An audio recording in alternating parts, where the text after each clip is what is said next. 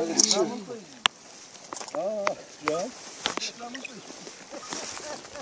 عليكم. هلا هلا بيك. هلا منين جيت؟ والله بخير. شلونك؟ شلون صحتك؟ والله بخير. شلونكم؟ الحمد لله. شلونك؟ والله بخير. لا والله ما احنا قاعدين. لا والله تسلم. والله خليت الربع هم طلابه.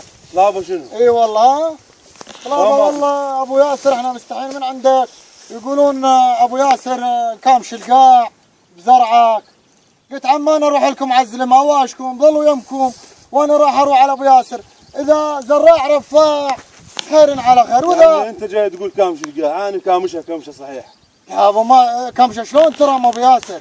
لا ترى هذا شوفت عينك. لا يا اخوي انتم قاعدكم وياي العزله مال زحيمان مو تشوفها؟ ايه قاعدتك من عندها وغاد.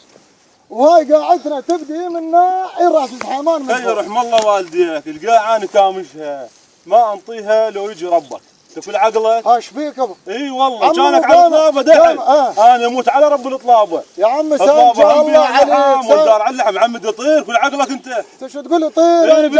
انا جاك من باب بسيط. عمي روح اتعشى لا تجي. ايش بك يا الله؟ اي بالله مش منا. شو الدفع؟ ابو ياسر اتجوز علي. يا ابن الحلال سامجه الله عليك. عمي انت شايف غلط واطلع وتريد حبابيك انطيك اياها باكر الصبح. اعوذ بالله. لا والله ما تخط خطبي.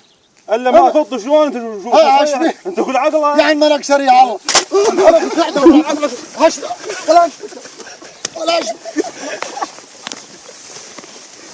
لا بالله يا ولد فك يا ولد فك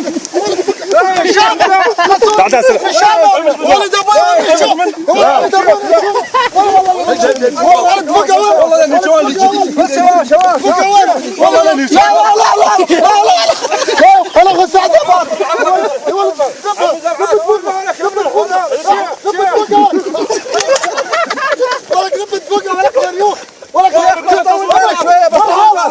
زياد والله خليه يرحل بس والله راح يضربني منيوك يضربني منيوك بسيطة لك بسيطة والله خلي زلم تجيك تريشك والله بسيطة والله منيوك والله شارك زلم اضل بيها هو العربي كان يساعد